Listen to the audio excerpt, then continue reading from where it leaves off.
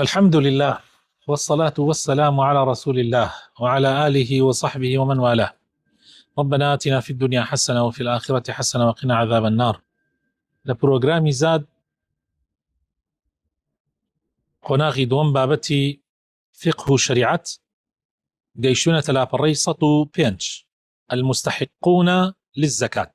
فرهم المستحقون للزكاة، وهم الأصناف الثمانية الذين حصرهم الله عز وجل في قوله: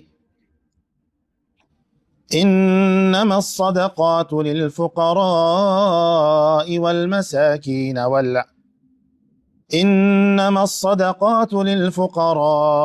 والمساكين والعاملين عليها والمؤلفة قلوبهم وفي الرقاب والغارمين وفي سبيل الله وابن السبيل فريضة من الله والله عليم حكيم. طبعا وانيك مستحقي زكاة في بدري أو هش جورس أو هش صنفا كخواي پروردگار حصر يعني كردوا لآياتي شستي سورة توبة. خواي پروردگار أفرمي صدقات بو كيا؟ بو فقيركان، بو مسكين، بو كريكاراني سر زكاة، بو دل راگیراوان، بو أو كويلكان، بو آزاد كردني كويلة، بو قرزاركان، وبو أواني لپيناوي خوادان، وبو ريبواران. أما فرضك للاين خواي پروردگاروا وخواي پروردگار زانايا ودانايا بو يتفاصيل مباينة كان ندالبرو إيسا دانا تفاصيل كان باسكي وهم كالآتي: أولا الفقراء، والفقير هو من ليس لديه ما يسد حاجته وحاجة من يعول من طعام وشراب وملبس ومسكن، فلا يجد شيئا أو يجد أقل من نصف الكفاية، ويعطى من الزكاة ما يكفيه سنة كاملة. فقير كي يا بريزان؟ فقير الله أو كسيك أوينية كاحتياجكي جيبكا بيويستيكي تواوبكا وكسيش نية يعني وكبلي يارمتي بداو كاري بو رابرينيو كاري بو إيشكاني بو دبر بكا بيويستي بخواردن يعني أوي كضروراتي جيانا أو ناتواني بدسي بيني بونو من خواردنوا جلوبرگ شوني نشتجيبون ألا معنى نية يعني هيتي بلام كمي هي بشي ناكا تيري ناكا لنيوة وخوارو هيتي بون من كابرا بيويستي با روجانا بيويستي با 10,000 يعني بو خوي منالكي يا خوي وجنكي أم تنها 5,000 هي لك 5 وخواري هي يعني هر نيتي يعني يكي هي دوي هي سي هي چواري هي چوارو نيمي هي أما نحن همي بيوتر فقير لني ما بخواره أما بيوتر فقير أبيت زكاتي بي بدري أو أندي بي بدري بشي يقصالي بكا تصير كان يعني بزان عين لا شي غلط يقع أبي أو زكاة أما نزكاتي بي بدري بشي يقصال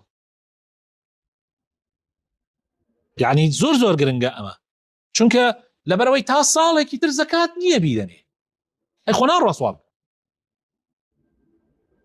من خلقي وهبوا 100,000 من في داوة دواي أوا يعني زكاة دواي أوا لقل يجنكين لقل جماعاتي بيجنكات شو ما بتمكاك جنبا 100,000 تري فيها بدين يعني ني دولة مالي كتر بماني أنا ما موسى يما 100 من في داوة يوتن بابا 100 باش يكرو هناك 100 باش يكرو هناك لججنا بومنا على كان يبكى تقاتو كالبلو جلوبرگ أبي خواردني جلوبرگي كري خانوي يعني بيويستياتي كهربائي أو أماني أبي هيك صاري في بدري أو جا كابرا يتر أشياء زكاتي بينا دي يعني حتى باش يكصاليش بوي هي في بدري حتى باش يكصالي أبي بوي هي في بدري كان لو جيش يكصال باش يكصالي كامل هبو يتر أتواني بين يتر في نادري طاو بله. المسكين وهو من يجد نصف كفايته أو أكثر من النصف، كمن معه 100 ويحتاج إلى 200 ويعطى من الزكاة ما يكفيه لمدة عام.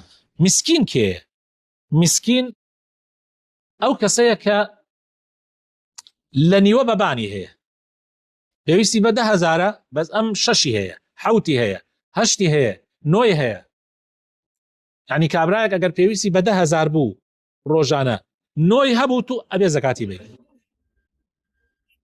ئەبێ زەکاتی بیت خۆ زەکات ئیلا بۆ کەسە نییە کە بردبێت هەم مردبێت تو بکەیتە دەستیا دەریکەی لە ناو قەبرەکە بۆی نەمرێت بە تەواوەتی زەکات بوو ئەو کەسە شەسانێ کە هەیەی بەڵام ناچارە بڕۆ هەندێک قەرزکا لەبەر پێویستیات ئەمە پێوترێ مسکین ئەمە جۆری دووەمە ئەویش بەشی 1 ساڵی پێدرێ ئەویش بەشی 1 ساڵی پێدرێ بەڵێ سێم العاملون عليها. العامل على الزكاة هو من يبعثه الإمام لجباية الصدقة فيعطيه الإمام مقابل عمله عليها بأي نوع من أنواع العمل ولو كان غنيا لأنه قد فرغ نفسه لهذا العمل.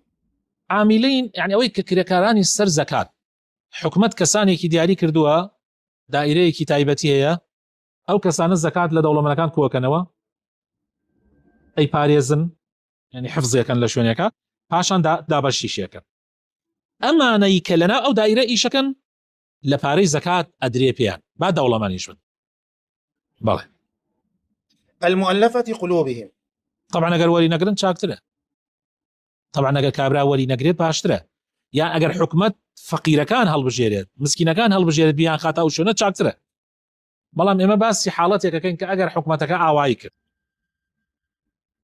رابعا المؤلفة قلوبهم وهم قوم يعطون الزكاة تأليفا لقلوبهم على الإسلام إن كانوا كفارا أو لترغيب ذويهم في الإسلام أو طلبا لمعونتهم أو كف أذاهم أو تثبيتا لإيمانهم إن كانوا ضعاف الإيمان المتهاونين في عباداتهم من المسلمين.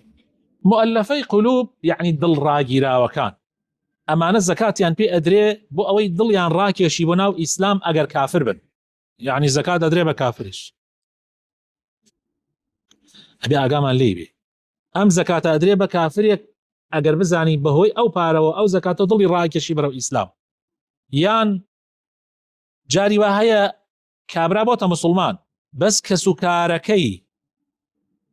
کەسوکارەکەی کافرن بۆ ئەوەی دڵیان ڕاکێشێ بۆ ناو ئیسلام ئەو کەسوکارە با دەوڵەمەندیش بن زەکاتیان پێ ئەدرێ بۆی بێنە ناو ئیسلامەوە. طبعا ئەمە بە تایبەتی ئەمە لە مەرحەلەیەکە سەرەتا بوو بەڵام دوای ئەوە لە زمانی ئیمامی عومەر کاتێ دەوڵەت ئیسلام هەیبەتی زیایی کرد ئیمامی عومەر ئەمەی نەئەدا بە کافر و بە ئەمانە ئەیوت ئێستا ئیسلام پێویستی بەمانە نەماوە خەڵک مەجبورە ئەبێ خۆی بێتە ناو ئیسلامەوە. یان جاری وا هەیە بۆ یارمەتیدانی مسلمانان پیان ئەدرێت تا بێن یارمەتی مسلمانان بدەن لە شەڕێکە لە جەنگێکە یا جاری وا هەیە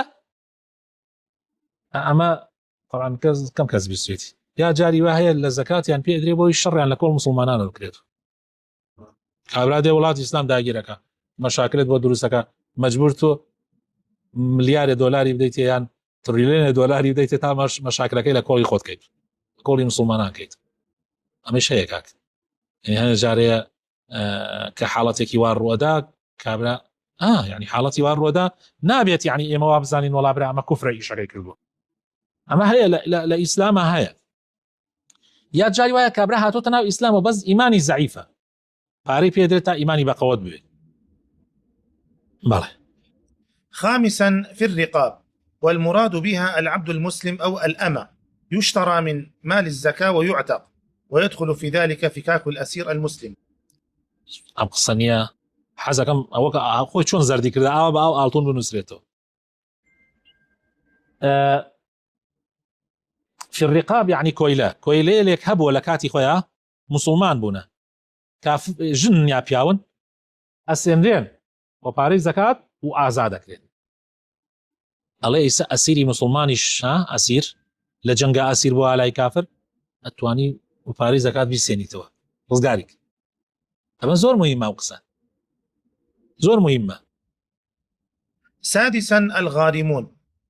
الغارم هو المدين الذي تحمل دينا في غير معصية الله إلا إذا تاب من تلك المعصية، سواء لنفسه في أمر مباح أو لغيره كإصلاح ذات البين، فهذا يعطى من الزكاة ما يسدد به دينه. والغارم للإصلاح بين الناس يعطى من الزكاة وإن كان غنيا.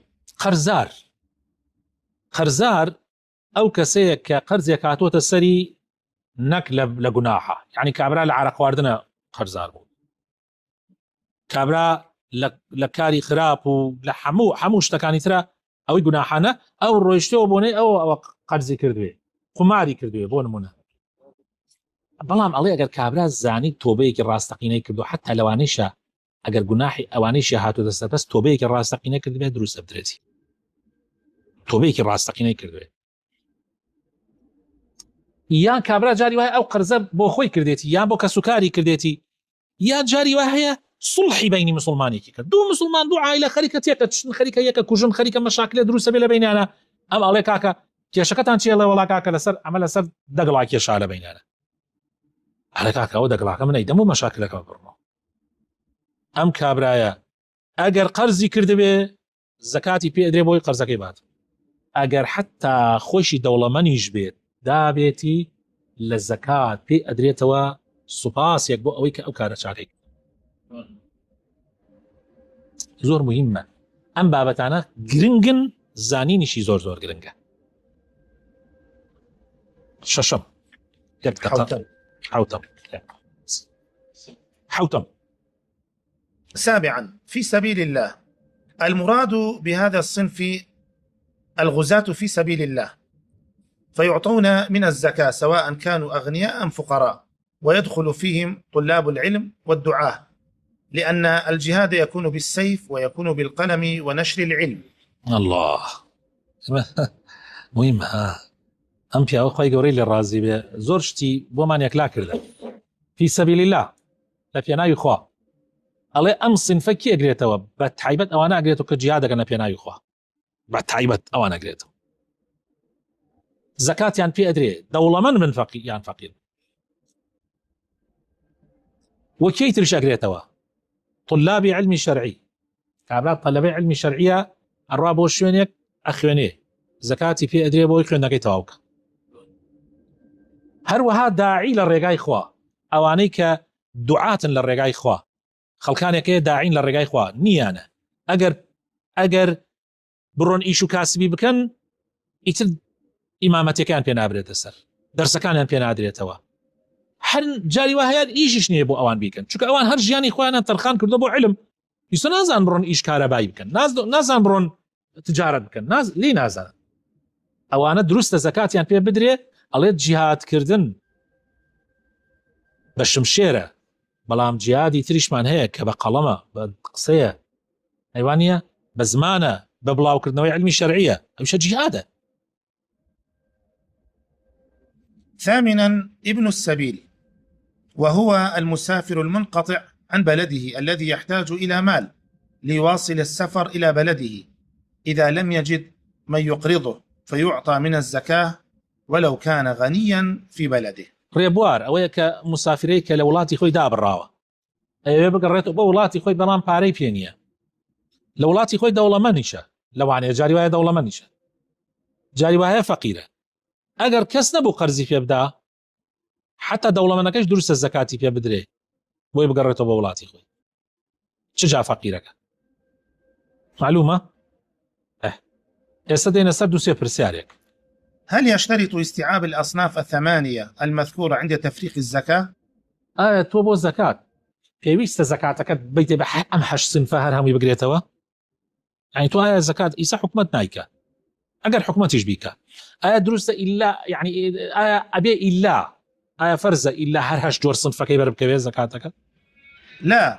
لا يشترط استيعاب الأصناف الثمانية المذكورة عند تفريق الزكاة على القول الصحيح، بل يجزئ دفعها لأي صنف من الأصناف الثمانية، لقوله تعالى: إن تبدوا الصدقات فنعما هي، وإن تخفوها وتؤتوها الفقراء فهو خير لكم.